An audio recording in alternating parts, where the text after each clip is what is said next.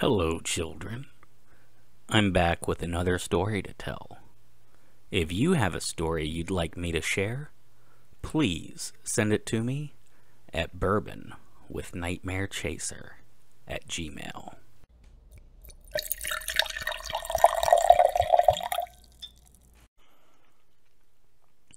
I don't have much time. I have to send this message quickly. I hope somebody saw what I just did and that they'll be ready. My God, we all have to be ready. I woke up in the dark. The last thing I remember was getting into my car on the way home from the bar. It was a bad idea, I know. But I didn't have that much to drink. Not enough to black out. But the dark I woke up in wasn't my room. It wasn't a jail cell. It wasn't a hospital. And now I wish it had been any of those. It was cold here, and metallic. I was laying down, and I couldn't move. It wasn't like I was tied down or restrained. It was just that when I tried to move my arm and rub my head, which hurt like crazy, it wouldn't respond. My head couldn't turn. My legs wouldn't lift. The only time I had ever experienced something like this was when I had sleep paralysis after this terrible nightmare. But I wasn't dreaming. I knew this because I wanted so badly to wake up, and nothing changed. When I tried thinking of something else, just the dark and the cold and the silence. I don't know how long it lasted, but then I heard a noise from nearby. Then footsteps coming to where I was. I waited for a light to switch on so I could see what was holding me here, but no light came on. And the footsteps, they were strange. It didn't sound like shoes. Kinda like bare feet, but bare feet didn't click. My mind shot to an image of raptors with that one big toe clacking on the tile floor, and I knew they were here to rip me open. But then I saw it lean over me. There was still no light, and I couldn't make out the shape of the thing as it came closer, but I saw its eyes, pure and blue. Light shone from them. I've never seen eyes that light up from the inside before, and they came within an inch of my face. I wanted to push it away and run, but I couldn't move. I even tried to close my eyes, but my eyelids didn't work either. The eyes moved away from my face, seeming to scan down the length of my body. I heard that clicking again as it moved. I guess I must have been on a table, because as its feet moved, the clicking continued below me. I heard something else. I think it might have pressed a button, because I could hear a hum, and then my legs spasmed. And I could move. I never felt so relieved in my life. But I didn't budge. I was waiting until just the right moment. The eyes came back up to my face again, and I heard something metallic scrape across the table, and then there's something cold pressed against my chest. I wasted no more time. I raised my arms and grabbed at those eyes. I must have surprised it. It never even tried to defend itself. I rolled off the table with what I hoped was its head, and slammed it against the ground as hard as I could. Once, twice, 3 times, until those blue glowing eyes went out, and I could feel the ground was wet. I sat back and breathed. Whatever it was, I think I killed it, or at least knocked it out.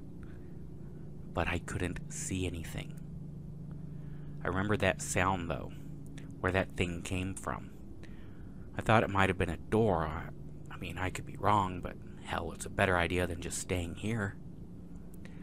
I moved to where I thought I heard the noise, and there was a whirring, and finally some light, but it was very, very dim. And I could make out a hallway. And the light came from near the floor, kind of like the running lights in a movie theater. I couldn't see back into the room I just left, but I gave myself a once-over. I'm shirtless, but thankfully I'm wearing jeans. The only thing that was otherwise out of place was there's an object attached to my ankle, like a bracelet, and in the faint light I could see some kind of readout, like shapes instead of numbers or letters. I don't know. Honestly, I didn't care what it was at the time, but I could see a button that looked like it might remove it. I pressed it and it popped loose. But it didn't come without pain, though. There was a number of needles on the inside that had been holding it on to me. I assume it was some kind of medical device, but hell if I know. I went down the hallway. It was lined with a number of doorways, some of which I opened if I went close to them. They were set up on some automatic system, some of which stayed shut. The ones that stayed closed had some kind of weird lock. I think it needed a handprint or an eye scan or something. I know for certain that I didn't have anything that would open it. So I looked in the rooms that would. I didn't run into anyone else, if that's what you're asking. But all the rooms I checked were too dark to see into, except for one. It was the only room that had the running lights go into it. When I went in, I thought it might have been a storeroom. But something felt off. It had no supplies, just a bunch of drawers and metallic crates, some of which were just crammed into haphazardly. And I opened one of the drawers and it was filled with stuff. Clothes, wallets, cell phones, purses. I flipped through some of the wallets and driver's license that go back forever. I found a $20 bill that was printed in 1928 and had some weird gold seal on it. I heard something in the hallway. It sounded close enough that I went and hid behind a stack of boxes. The door opened and something came into the room. It didn't have blue eyes like the thing I saw earlier. This one had dark eyes, brown rimmed, large pupils, and it had some large elongated snout. And it was covered in thick hair and hunched over as it walked. Seemed like it was having trouble standing on 2 feet as it shuffled over to the stack of crates I was behind. It grabbed one, it lifted it, and I could smell its thick, musky smell. It reminded me of when I went to the zoo or when I went to a farm. It should have frightened me, but it didn't. It was pathetic. It looked like it was in pain, and it looked like tears were running from its eyes, and it snuffled like it had trouble breathing. It made a lowing sound, and for a second, I could see it had 2 rows of flat teeth, kind of like a cow. I watched it leave the room with the crate, and beyond in the hallway, I watched it hobble along, carrying it to who knows where, to who knows who. That was the first time I saw one of the creatures that I called the servants. I saw them all over, moving boxes, taking food from place to place. They did a lot of the little tasks. I very rarely saw the masters. They knew I had to be there. One of them lay dead in a room, but I somehow avoided them. They were fairly tall, 8 feet at the shortest, and thin, with claws on their hands and feet. I lay in hiding. I watched everything I could, and I learned more and more.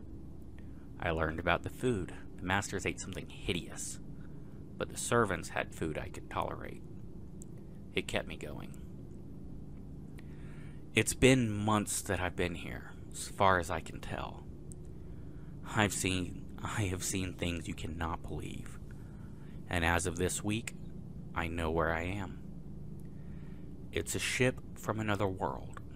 I assumed it had to be because of the language and the creatures, but I couldn't believe it until I saw it with my own eyes. This message is coming to you from a communications room. I can't tell you what floor it's on.